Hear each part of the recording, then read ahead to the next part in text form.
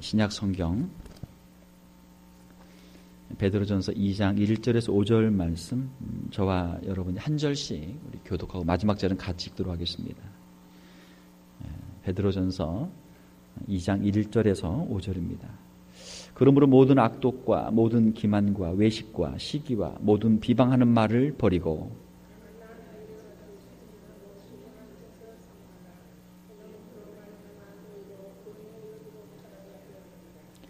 너희가 주의 인자하심을 맛보았으면 그리하라.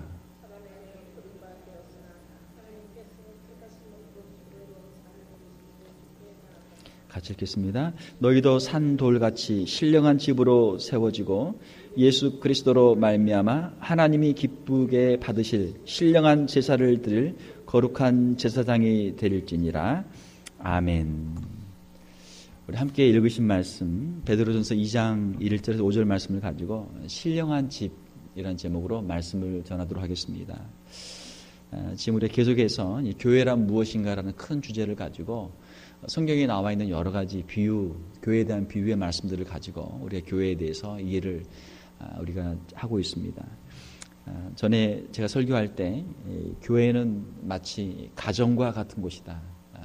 하나님 아버지를 모시고 우리가 함께 한 큰 가족을 이룬 가정과 같은 곳이 바로 교회다 말씀을 드렸고, 또 예수 그리스도의 신부다. 교회는 예수 그리스도의 재림을 사모하며 기다리고 있는 예수 그리스도의 신부다 말씀을 드렸고, 지난주에는 포도나무 가지다. 하나님께서 농사를 짓는 농부처럼 포도원에 포도나무를 심고 거기에서 열매를 하나님께서 바라시는데, 우리는 포도나무이신 예수 그리스도께 잘 붙어 있을 때 열매를 맺을 수 있는 포도나무 가지다 말씀을 드렸습니다. 오늘은 베드로전서 2장에 있는 말씀 가지고 교회는 신령한 집이다. 신령한 집이라고 하는 말씀을 전하도록 하겠습니다. 집 하면은 우리가 여러 가지를 생각할 수 있는데, 오늘 본문 말씀을 보게 되면은 베드로전서 2장 4절에서는 하나님께는 택하심을 입은 보배로운 산돌이신 예수라고 하는 그런 표현이 있습니다. 이 여기서 나온 그 산돌에서 이 돌이라는 단어는 헬라어로 리도스라는 단어인데 모퉁이의 그 머릿돌을 뜻합니다. 우리가 집을 지을 때 여러분들이 한번 집을 어떻게 자세히 집을 지어 보셨는지 모르겠지만, 집을 지을 때는 이 기초가 중요하죠. 기초가 중요해요. 기초가 잘못되어 있으면은 높이 올라가면 올라갈수록 이게 무너질 가능성이 많단 말이에요. 기초가 중요해요. 기초가 아주 반듯해야 되고, 기초가 단단해야 되고, 집안이 중요하죠. 그리고 또 거기에 집을 지을 때 이 기초석이 중요해요. 기초석을 잘 튼튼한 기초석 위에 집을 세워야 집이 안전하고 무너지지 않는 것이죠. 하나님께서 이 교회라고 하는 집을 지으시는데, 이 교회의 기초석을 누구로 했냐면 바로 예수님을 이 교회라고 하는 집의 기초석을 삼으셨다. 그러니까 예수님 위에 이 교회가 세워져야 교회가 바른 교회, 튼튼한 교회가 될 수 있다라고 하는 것이죠. 에베소서 2장 20절에 보게 되면 그리스도 예수께서 친히 모퉁이 돌이 되셨느니라. 코너스톤, 모퉁이 돌, 코너마다 이 모퉁이에 돌을 두고 그 돌을 중심으로 해서 건물이 올라가고 서로 연결되도록 그렇게 되어 있는 것이죠. 교회는 예수 그리스도 위에 세워진 집이라고 하는 것입니다. 그러므로 우리 교회는 예수 그리스도에 대한 분명한 신앙 고백 위에 세워져야 되는 것이죠. 마태복음 16장 16절에 보게 되면 베드로가 주는 그리스도시요 살아계신 하나님의 아들이십니다라고 하는 신앙 고백을 합니다. 그 고백 위에 주님께서 내가 교회를 세우겠다 그렇게 말씀하십니다. 우리의 신앙 고백, 한 사람 한 사람들의 신앙 고백, 또 우리 교회가 공동체로 함께 고백하는 그 사도신경의 신앙 고백, 그 고백이 바로 서 있을 때 바른 교회가 될 수 있다라고 하는 것이죠. 그러니까 개인적으로도 우리가 아무리 교회 생활을 열심히 하고 신앙 생활을 열심히 하는 것 같아도 예수님에 대한 분명한 신앙 고백이 없게 되면 우리의 신앙이 무너져요. 우리 개인의 신앙이 무너집니다. 교회도 마찬가지예요. 교회도 여러 가지 행사들을 많이 하고 교회 일들을 많이 하고 교회 프로그램도 많고 교회 여러 가지로 우리가 분주하고 바쁘지만 예수님에 대한 분명한 신앙 고백이 없고 예수님에 대한 분명한 신앙 고백을 증거하는 삶을 살지 못하게 되면 그 교회는 무너지게 되는 것이죠. 그 교회 기초 자체가 흔들리기 때문에 교회가 무너지는 것이죠. 사랑하는 성도 여러분, 우리 개인적으로 우리의 신앙 생활 그리고 우리 교회가 예수 그리스도에 대한 분명한 신앙 고백, 주는 그리스도시요 살아계신 하나님의 아들이십니다라고 하는 그 분명한 신앙 고백 위에 세워질 수 있는 저와 여러분들의 신앙 생활, 또 우리 교회가 될 수 있기를 주님의 이름으로 축원합니다. 자, 두 번째로 우리가 집을 생각을 해볼 때 집을 지을 때는 여러 가지 많은 그 재료들이 필요합니다. 많은 구성 요소들이 필요해요. 집을 지으려면 물론 이제 뭐 각 문화나 환경에 따라 다르겠죠. 그러나 요즘을 생각을 해보게 되면 콘크리트가 필요하고 또 벽돌이 필요하고 또 그 강철이 필요하겠죠. 스틸이 필요하고 또 그 부분들을 연결하려면 못이나 나사들이 필요하고 말이죠.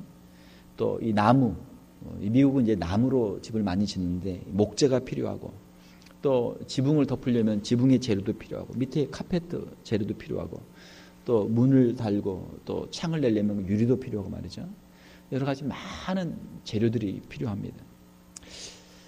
자, 우리 교회를 집으로 비유할 때는 이 집에 많은 여러 가지 다양한 재료들, 구성 요소들이 필요한 것처럼 우리 교회도 하나님의 신령한 집으로 이 교회를 짓기 위해서는 교회에 다양한 많은 사람들이 필요하다라고 하는 것을 우리에게 가르쳐주기 위해서 이러한 비유를 말씀하신 줄 믿습니다. 우리는 서로 다르다라는 것과 틀리다는 것, 이것을 잘 구별을 못해요. 저 사람과 나는 틀리다. 맛이 틀리다. 이 생김새가 틀리다. 우리는 틀리다. 나를 기준으로 해서 나와 다른 걸 우리는 틀리다라는 단어로 많이 사용해요. 사실은 그 잘못된 단어 선택이죠. 다르다라는 것은 뭐예요? different.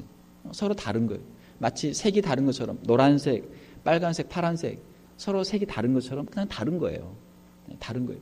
내가 짜장면을 좋아하고 저 사람은 짬뽕을 좋아하는 것처럼 서로 그냥 기호가 다른 거예요. 그건 틀린 게 아니죠. 그건 다른 거예요. 틀린 건 뭐예요? 틀린 건 wrong. 영어로 하면 wrong. 다른 건 different고 틀린 건 wrong이에요.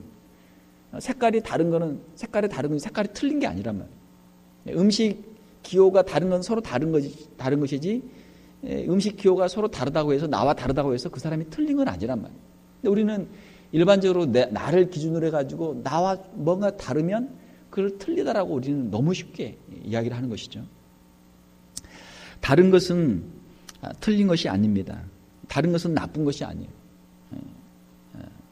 때로는 다른 것이 좋을 때가 많습니다.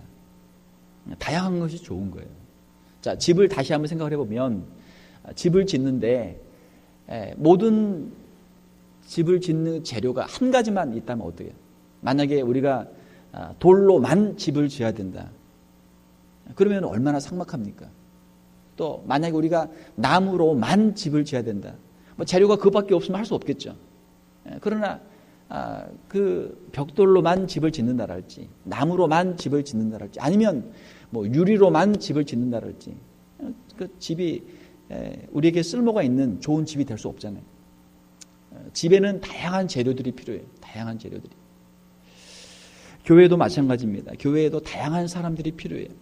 나와 다른 사람이 있을 때 왜 하나님께서 나와 다른 사람을 우리 교회에 보내주셨을까? 왜 우리 교회에 나와 다른 사람을 우리 교회 멤버로 하나님이 하도록 하셨을까? 우리는 일반적으로 나와 다르면 저 사람이 틀리다. 왜 나랑 틀린 사람을 같이 이렇게 살게 하고 같이 한 교회에서 지내도록 하셨을까? 그러니까 틀리다고 생각하면 안 되죠. 다른 사람이에요. 다른 사람.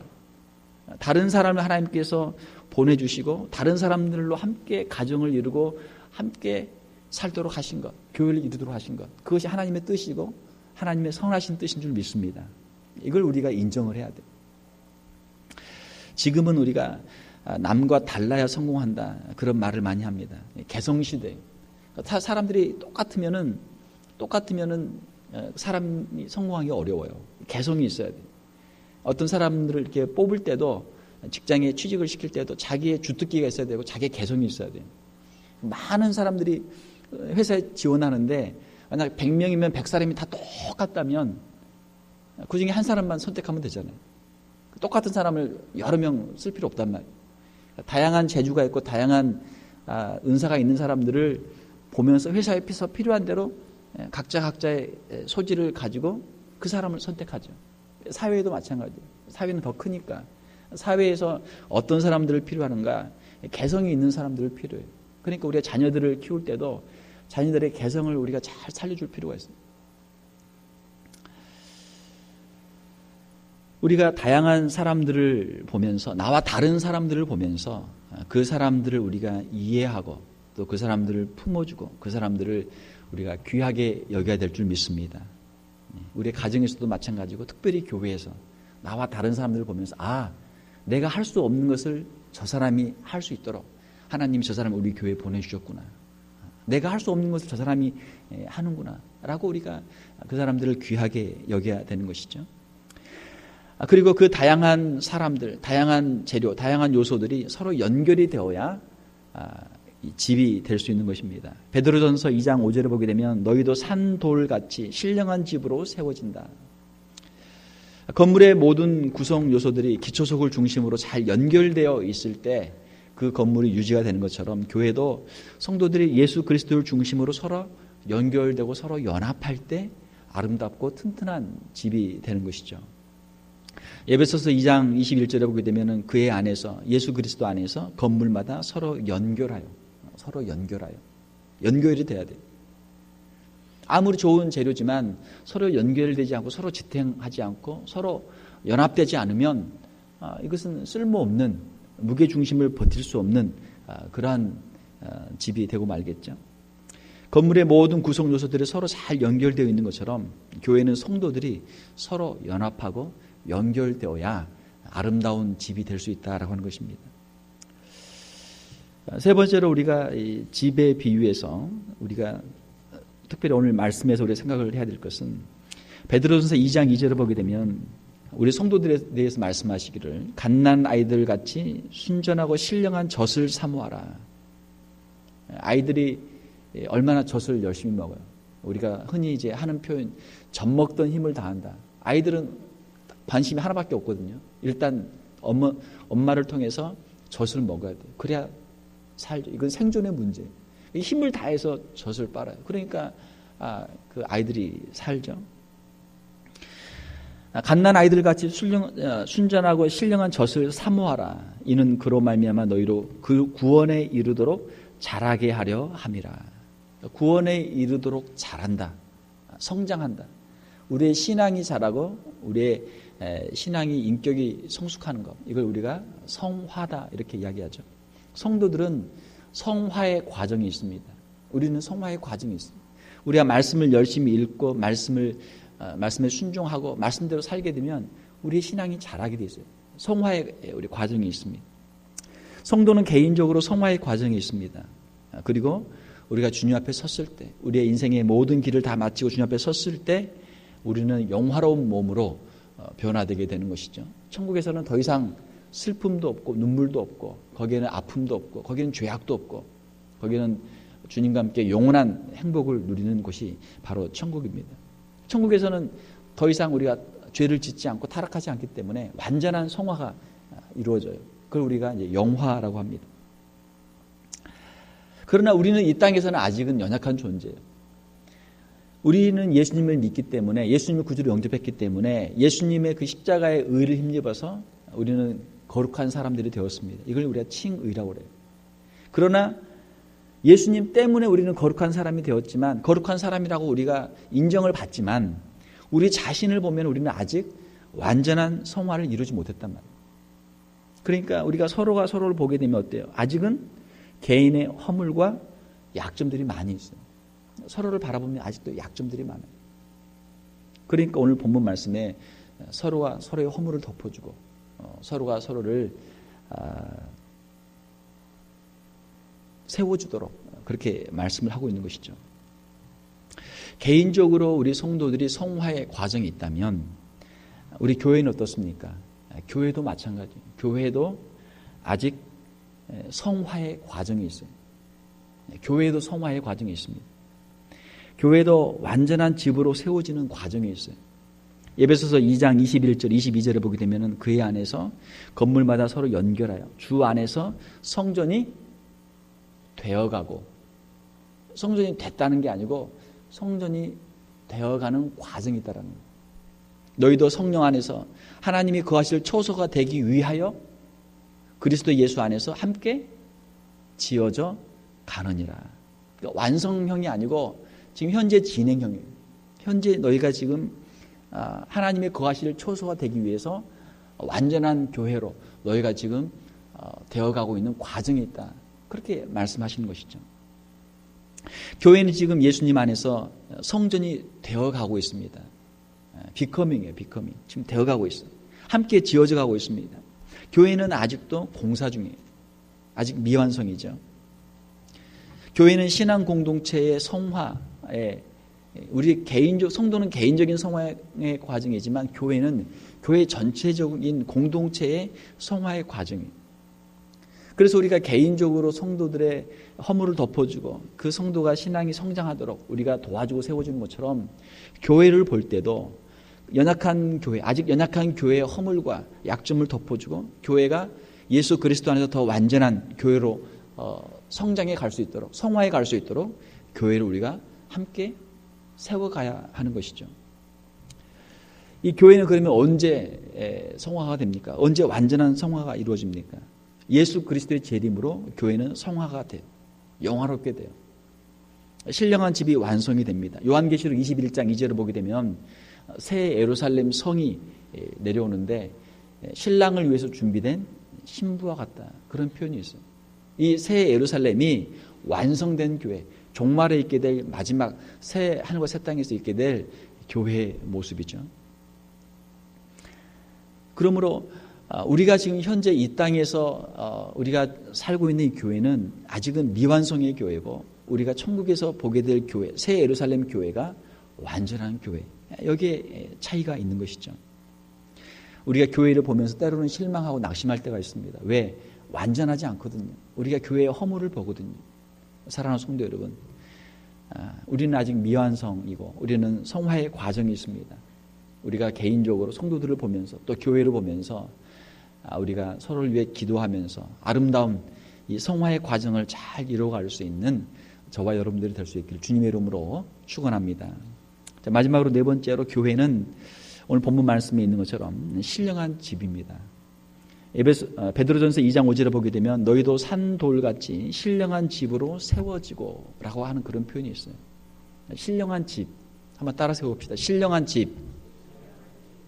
자, 교회를 집으로 비유를 했는데 교회는 신령한 집이에요. 그냥 집이 아니고 신령한 집이에요. 우리가 교회에 하게 되면 오해를 많이 하는데 교회 가자. 그러면 우리는 어떤 건물, 어떤 로케이션에 세워져 있는 건물, 빌딩을 우리는 생각을 많이 해요. 교회를 가자. 어느 교회를 가자. 어디 교회를 가자. 그런데 성경에서는 어떤 빌딩으로 되어 있는 건물을 교회로 지칭한 적은 한 번도 없어요. 단 한 번도 없어요.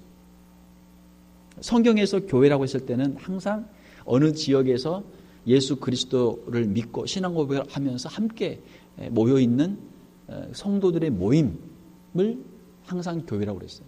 예루살렘 교회 하면은 예루살렘 교회가 건물이었습니까? 아니죠. 물론 예루살렘 성전에서 모이기도 했지만 예루살렘 성전에서 모였던 성도들을 예루살렘 교회라고 그랬고 예루살렘 교회 성도들을 보게 되면 성전에서 모이기도 했고 때로는 집에서 모여서 같이 예배를 드렸어요. 같이 교제를 했어요. 그 사람들, 그 예루살렘에 살고 있는 예수 그리스도를 구주로 고백한 사람들의 모임이 예루살렘 교회예요. 안디옥 교회도 마찬가지예요. 안디옥 교회도. 안디옥에 살고 있는 성도들의 모임이 안디옥 교회.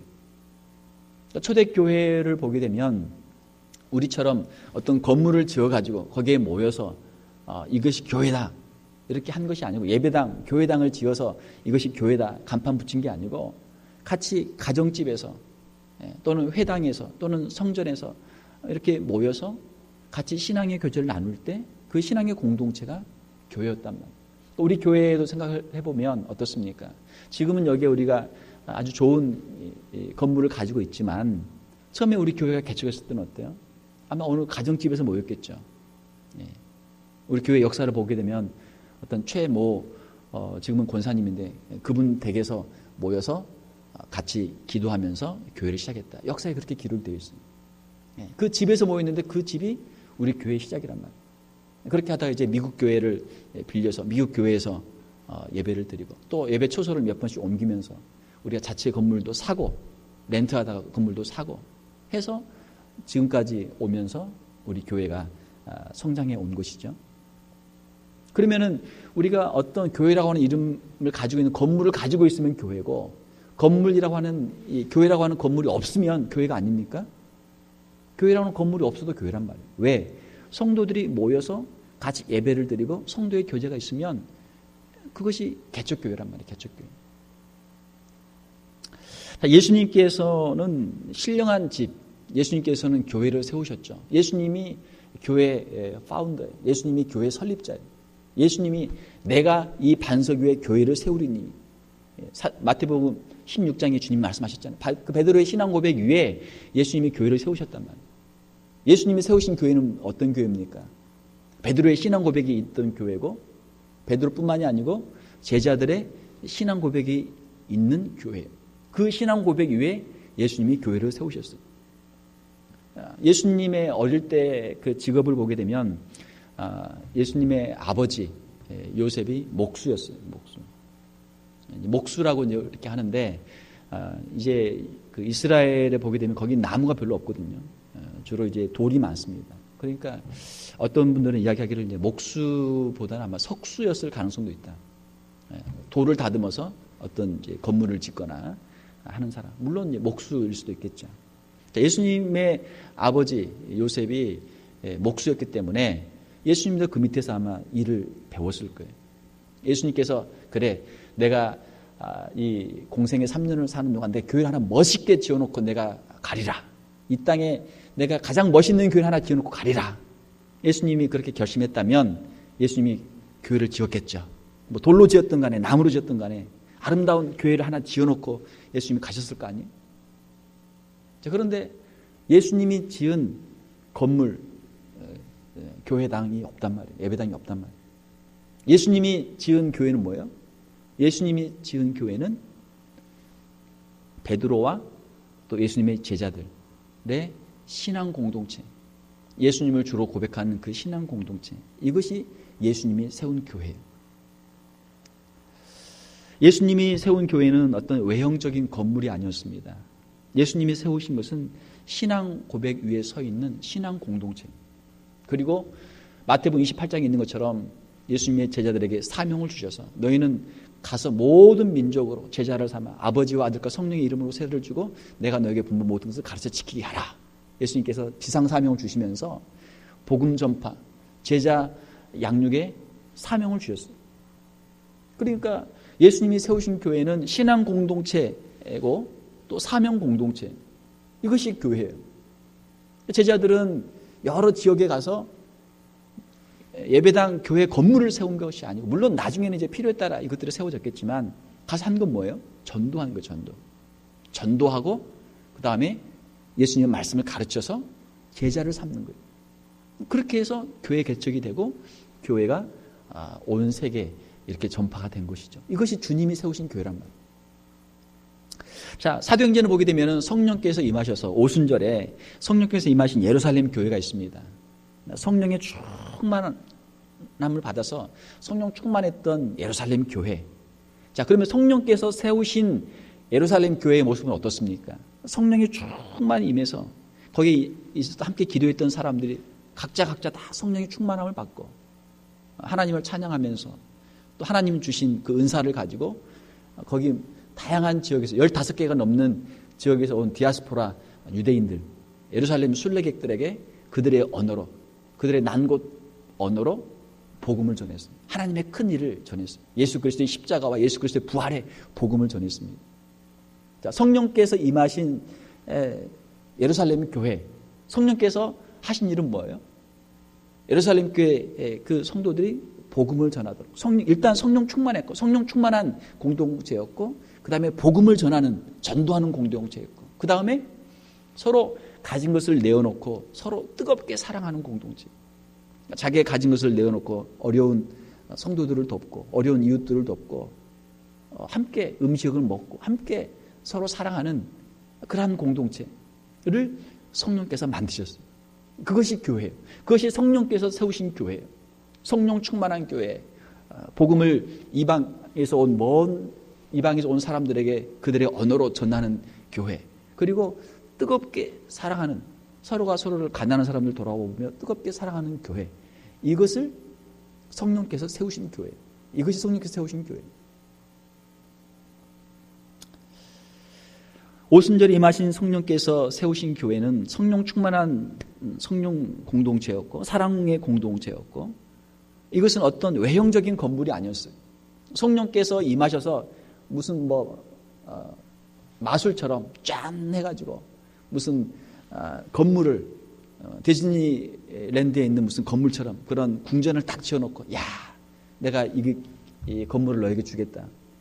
내가 이 멋있는 왕궁을 너에게 주겠다. 이렇게 건물을 주는 게 아니란 말이에요. 예수님과 성령님께서 세우신 교회는 우리의 눈에 보이는 어떤 외형적인 교회 건물이 아니고 우리의 눈에 보이지 않는 교회, 우리 눈에 보이지 않는 믿음, 신앙 공동체, 또 사랑의 공동체, 복음 전파의 공동체, 성령의 공동체, 이것을 우리 주님과 성령님께서는 세우신 것이죠. 그런데 안타깝게도 우리는 교회하게 되면은 이러한 영적이고 내적인 신령한 공동체로서의 교회보다는 우리는 외형적인 교회를 우리는 더 많이 생각해요. 교회 역사를 보게 되면 교회가 세속적인 가치관에 사로잡혀서 헛된 일을 많이 했습니다. 아직 부족한 교회이기 때문에 잘못된 일들을 많이 했단 말이에요. 외형적인 것들에 힘을 많이 썼어요. 교회 건물을 세운다랄지 교회 재산을 늘린다랄지 이런 여러 가지 문제들 말이죠. 예수님 당시에 예루살렘 성전이 있었습니다. 그것을 누가 지었냐면 헤롯이 지었어요. 헤롯이. 원래는 스룹바벨이 지었던 것을 너무 작았기 때문에 헤롯이 그것을 중축을 했어요. 독재자들이 좋아하는 것 중에 하나는 건축입니다. 독재자들은 이 큰 건물을 많이 지어요. 왜? 자신의 힘을 과시하기 위해서, 자신의 능력을 과시하기 위해서 건물을 많이 지어요. 이집트나 중국이나 인도나 어디 가나 아주 큰 유럽도 마찬가지고 건물들이 남아있는데 그것을 누가 지었냐면 다 독재자들이 지은 거예요. 권력이 있었던 사람들이 지은 거예요. 북한에도 가면 지금 어마어마한 개선문이랄지 어마어마한 그 주체탑이랄지 또 김일성 동상들이 있잖아요. 독재자들 하는 일이 원래 그런 일들이. 자, 그런데 우리 교회가 세속적인 세상의 어떤 정치나 세상의 경제나 세상의 것들을 가지고 우리가 교회의 역사를 하다 보니까 교회가 이런 세상의 유혹을 많이 받았어요. 교회에 문제들이 많이 있었습니다. 그리고 그 결과를 우리가 지금 스스로 그 열매를 우리가 지금 맛보고 있는 것이죠. 교회에 분쟁들이 많이 있어요. 교회에 분쟁들이 있으면 그 분쟁들의 원인은 무엇입니까? 대부분은 가만히 보면 돈 문제, 재산 싸움이에요. 교회의 어떤 건물을 가지고 누가 그걸 가져갈 것인가? 교회 재산을 누가 가져갈 것인가? 그것이 교회의 주된 분쟁의 결말입니다. 우리가 전도하기 위해서, 우리가 서로 더 사랑하기 위해서, 우리가 제자들을 양육하기 위해서 우리가 애를 쓰고 힘을 쓰고 교회의 본질적인 사명이 우리가 헌신해야 되는데 이런 본질적인 핵심은 우리가 잃어버리고 우리가 외적인데 더 관심을 많이 갖고 거기에 빠져 있는 그러한 교회의 모습을 우리가 많이 보게 되는 것이죠. 교회는 믿음과 소망과 사랑과 은혜와 섬김의 신령한 공동체입니다. 이것이 교회예요. 교회는 주님의 말씀대로 사랑하고 섬기고 자기의 것을 내어주고 희생하며 헌신하는 것이, 이것이 교회입니다. 이것이 진정한 교회. 사랑하는 성도 여러분, 우리가 눈에 보이는 교회, 외형적인, 물론 우리가 예배를 드리기 위해서 어떤 공간이 필요하니까 우리가 이 성전, 교회당 건물을 우리가 사랑하고 이걸 잘 깨끗하게 아름답게 잘 가꿔야 되겠죠. 그러나 더 중요한 것은 교회는 그냥 집이 아니고 신령한 집이니까, 영적인 집이니까 우리 눈에 보이지 않는 교회의 본질, 믿음, 우리 자신 안에 있는 믿음, 또 우리 교회의 믿음, 우리 교회에도 믿음이 필요하거든요. 우리 개인의 믿음이 모여서 교회의 믿음이 되거든요. 과연 우리 교회는 어떠한 믿음이 있고, 또 우리 교회는 어떠한 소망이 있고, 또 우리 교회는 어떠한 사랑의 수준이 있고, 어떠한 은혜와 또 감사와 또 찬양의 그런 수준들이 있는지, 이것들을 우리가 한번 생각해보고 여기에 우리가 집중해야 될 줄 믿습니다. 눈에 보이지 않는 교회를 세우라는 거예요. 영적인 교회를 세우라는 거예요. 말씀을 맺습니다. 교회는 예수 그리스도 위에 세워진 집입니다. 예수 그리스도 안에서 우리가 하나가 될 수 있어요.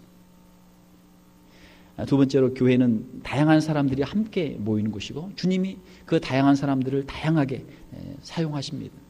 나와 다른 사람들을 우리가 귀하게 여기고 그들을 품어주고 그들과 함께 연합할 수 있는 우리 교회가 되어야 될 줄 믿습니다. 세 번째로는, 우리 교회는, 이 지상에 있는 교회는 우리가 그러하듯이 이 지상에 있는 교회는 아직 미완성의 성화의 과정에 있는 교회입니다. 교회의 허물을 볼 때, 교회의 부족한 모습을 볼 때 우리가 교회를 위해서 기도하고 교회의 허물을 덮어주고 함께 교회를 세워갈 수 있는 저와 여러분들 되어야 될 줄 믿습니다. 마지막으로, 교회는 신령한 집입니다. 교회는 영적인 공동체.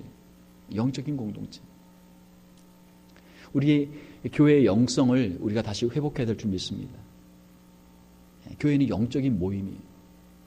말씀과 기도와 전도와 양육으로 우리가 영적이고 내적인 신령한 집을 세워갈 수 있는 저와 여러분들, 우리 교회가 될 수 있기를 주님의 이름으로 축원합니다.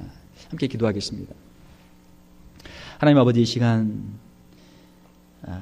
하나님의 말씀을 통해서 주님의 몸인 교회가 또한 신령한 집인 것을 저희들이 다시 한번 상고해 보았습니다. 하나님, 주님께서 이 땅에 세우신 그 교회, 그 아름다운 제자들의 신앙 공동체, 성령께서 역사하셨던 그 아름다운 예루살렘 신앙 공동체, 그 교회가 우리의 심령 가운데 세워지게 도와주시며 우리 교회 가운데 세워지게 하여 주시옵소서. 지난 50년의 역사 가운데 함께 하셨던 주님, 우리는 부족하고 연약했지만 주님께서 오늘까지 함께 하시며 우리를 이 자리까지 세워주신 줄 믿습니다. 주님이 기뻐하시는 교회가 되게 도와주시며 주님 주신 사명을 감당하는 교회가 되게 도와주시며 우리가 신령한 공동체로, 신령한 집으로 아름답게 세워져 갈 수 있는 귀한 교회가 되게 하여 주시옵소서. 우리의 개인적인 모든 기도의 제목들과 또 우리 교회의 기도 제목들을 주님 앞에 올려드립니다. 주님께서 응답하여 주시며 우리 개인적인 성화와 우리 교회의 성화 과정에 함께하여 주시고 주님의 아름다운 뜻을 이루어드릴 수 있는 저희들 다 되게 하여 주시옵소서. 거룩하신 우리 주 예수님 이름으로 기도하옵나이다. 아멘.